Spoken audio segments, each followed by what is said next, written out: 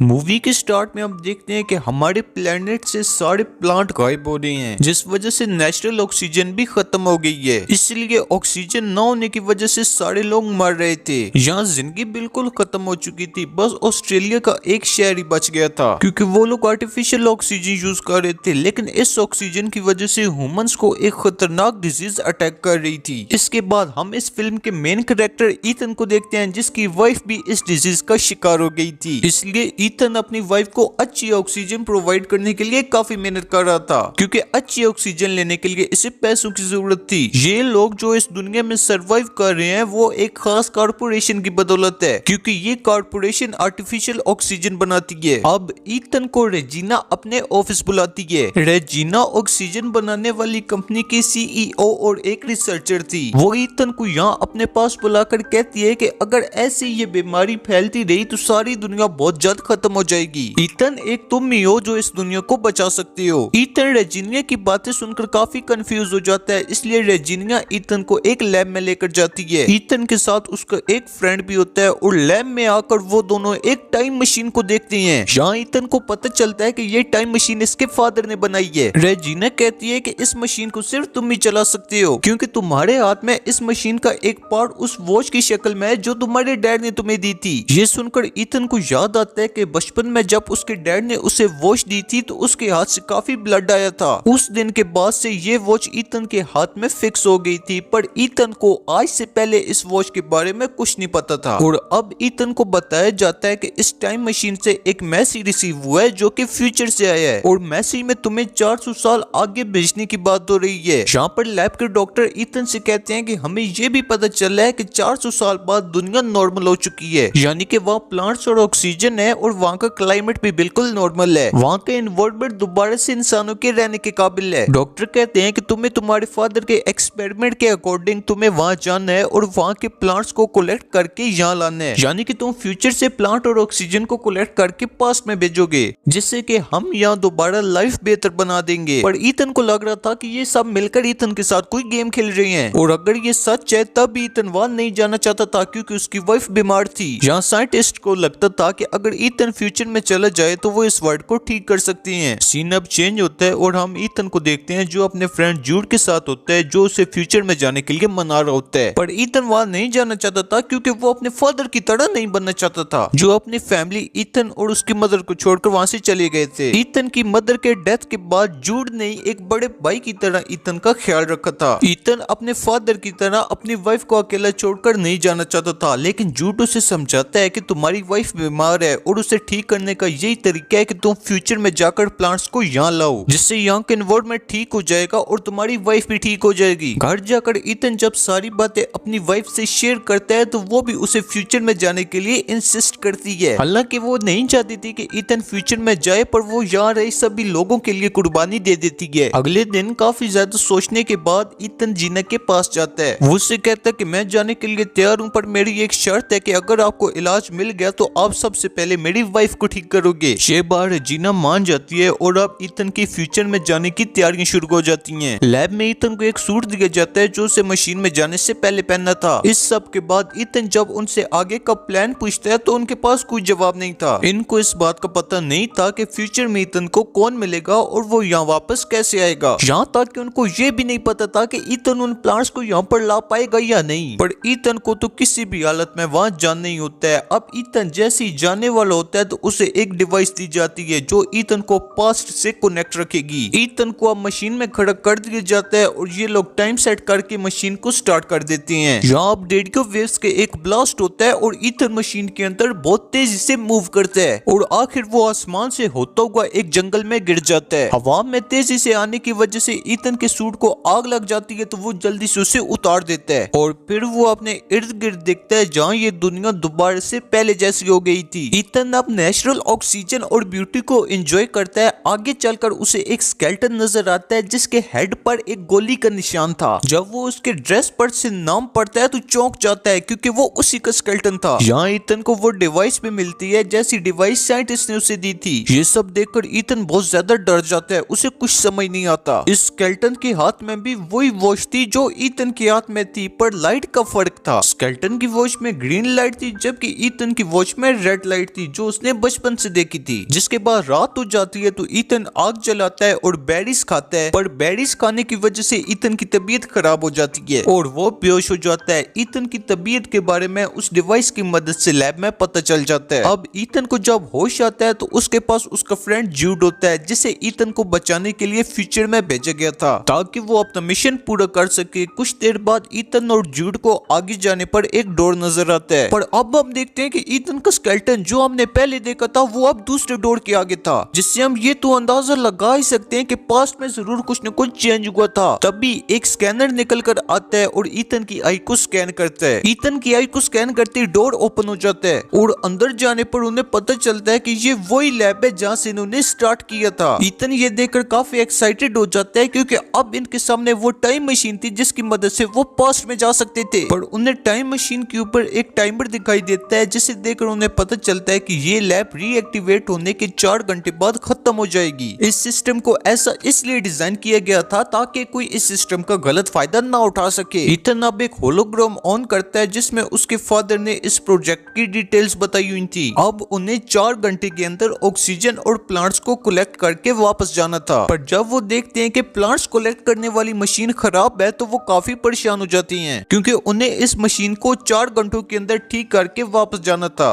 साथ ही इन्हें प्लांट्स भी कलेक्ट करने थे और इनके पास टाइम काफी कम था। बाहर आने पर इन्हें सारी सिटी प्लांट से कवर्ड मिलती है। उन्हें जगह जगह ह्यूमन स्केलेटन्स मिलते हैं। ये देखकर इन्हें पता चलता है कि ह्यूमंस के खात्मे के बाद जाकर ये दुनिया फिर से नॉर्मल हुई थी। ईथन अब अपने घर जाता है और यहाँ अपनी वाइफ के स्केलेटन को देखकर काफी इमोशनल हो जाता है और ईथन को एक फ्यूचर डिवाइस मिलती है तो वो इसकी रिकॉर्डिंग ऑन करता है जिसमें उसे पता चलता है कि जूडी उसे शूट करेगा और जूडी सच में उसे शूट करने के लिए गन निकाल भी लेता है, पर ईथन किसी तरह जूड को रोक लेता है और डिसाइड करता है कि वो मरने से पहले मशीन को ठीक करेगा। जिसके बाद ये लोग लैब में वापस आते हैं जहाँ इनके पास सिर्फ 37 मिनट्स रह गए थे। तभी ईथन बाहर अपने स्केलेटन को देखने जाता है कि क्या जूड को रोकने से उसका फ्यूचर चेंज हुआ है, लेकिन उसका स्केलेटन वैसे का वैसे ही था, जिससे उसे पता चलता है कि अभी फ्यूचर चेंज नहीं हुआ, पर वो फ्यूचर को जानना चाहता था, इसलिए वो अपने डिवाइस की बैटरी निकाल कर फ्यूचर की डिवाइस में डालता है। डिवाइस में से वो वीडियो नजर आती है जिसमें जूड ने उसे मारा था। जूड यहाँ पर उसे समझाता है कि हमारे बचने के चांस तो वैसे भी नहीं है और अगर हम ऑक्सीजन कलेक्टर को ठीक करेंगे तो बहुत ज्यादा टाइम वेस्ट हो जाएगा, इसलिए हमें इससे पहले इस टाइम मशीन में बैठकर यहाँ से चले जाना चाहिए। लेकिन ईथन इसकी बात नहीं मानता और इसे एक रूम में लॉक कर देता है। लैब में आकर वो अपने फादर का होलोग्राम ऑन करता है। ये होलोग्राम उस दिन का था जिस दिन उसके फादर की डेथ हुई थी। इस होलोग्राम में ईथन देखता है कि उसके फादर अपनी बनाई गई टाइम मशीन और अपने इन्वेंशन से मैनकाइंड को प्रोटेक्ट करना चाहते थे,